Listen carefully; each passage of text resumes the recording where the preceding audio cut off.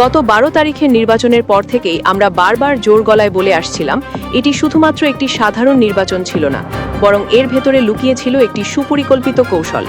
আমরা বলেছিলাম এখানে ইঞ্জিনিয়ারিং হয়েছে, একটি অদৃশ্য মেকানিজম কাজ করেছে, যাকে অনেকেই ডিপ স্টেট বলে অভিহিত করছেন। এই মেকানিজমের মাধ্যমে একটি পক্ষকে সুবিধা দেওয়া হয়েছে এবং অন্য পক্ষকে নির্দিষ্ট সীমার মধ্যে আটকে রাখা হয়েছে।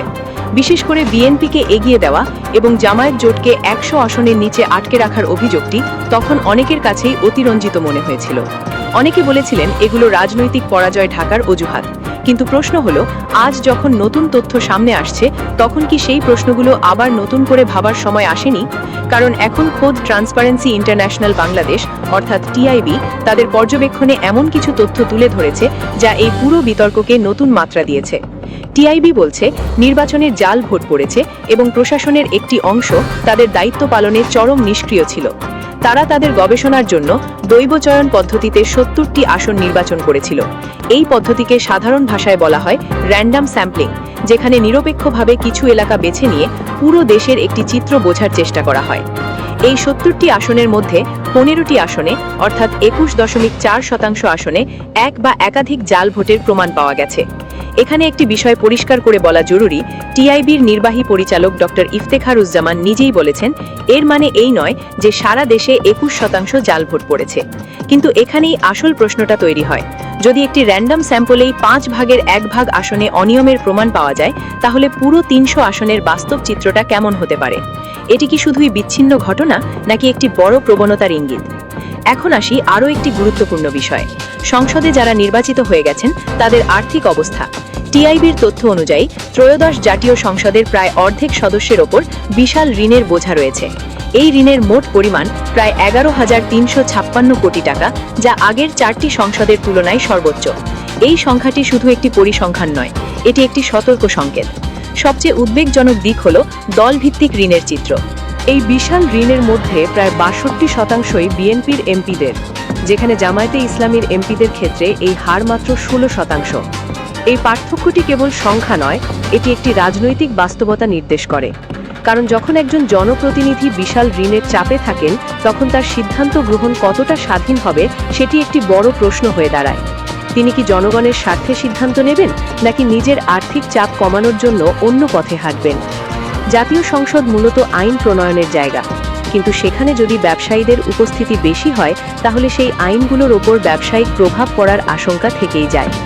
টিআইবির তথ্য বলছে, এবারের সংসদেও প্রায় 60% সদস্য ব্যবসায়িক পেশার সাথে যুক্ত।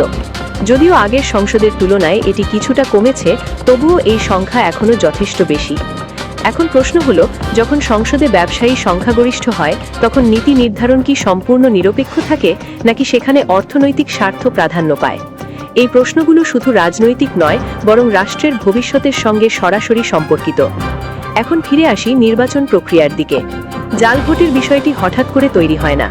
এর পেছনে থাকে একটি পরিবেশ, একটি সুযোগ এবং কখনো কখনো একটি নীরব অনুমোদন। টিআইবির রিপোর্ট বলছে, নির্বাচন পরিচালনার সঙ্গে যুক্ত প্রশাসনিক ও আইন শৃঙ্খলা বাহিনীর একটি অংশ যথেষ্ট সক্রিয় ছিল না। তারা একটি প্রভাবমুক্ত পরিবেশ নিশ্চিত করতে ব্যর্থ হয়েছে। এই নিষ্ক্রিয়তা কি শুধুই অবহেলা ছিল নাকি এর পেছনে অন্য কোনো কারণ কাজ করেছে? এই প্রশ্ন এখন রাজনৈতিক বিশ্লেষকদের সামনে। কারণ একটি নির্বাচন তখনই সুষ্ঠু হয় যখন প্রশাসন নিরপেক্ষ এবং সক্রিয় থাকে। আর সেই জায়গাতেই যদি দুর্বলতা দেখা যায়, তাহলে পুরো প্রক্রিয়াটি প্রশ্নবিদ্ধ হয়ে পড়ে। একই সঙ্গে রাজনৈতিক দলগুলোর আচরণও ছিল প্রশ্নের বাইরে নয়। নির্বাচনী আচরণবিধি মানার যে অঙ্গীকার করা হয়েছিল, তা অনেক ক্ষেত্রেই লঙ্ঘিত হয়েছে। নির্ধারিত ব্যয়ের সীমা অতিক্রম করা হয়েছে এবং নির্বাচনে কালো টাকার ব্যবহার নিয়ে অভিযোগ উঠেছে। এই অর্থের প্রভাবই অনেক সময় নির্বাচনের ফলাফলকে প্রভাবিত করে। এই প্রেক্ষাপটে জামায়াতে ইসলামী ইতিমধ্যেই ঘোষণা দিয়েছে যে তারা প্রায় 30টি আসনে আইনি লড়াইয়ে যাবে। এখন টিআইবির এই রিপোর্ট তাদের জন্য একটি শক্তিশালী দলিল হিসেবে কাজ করতে পারে।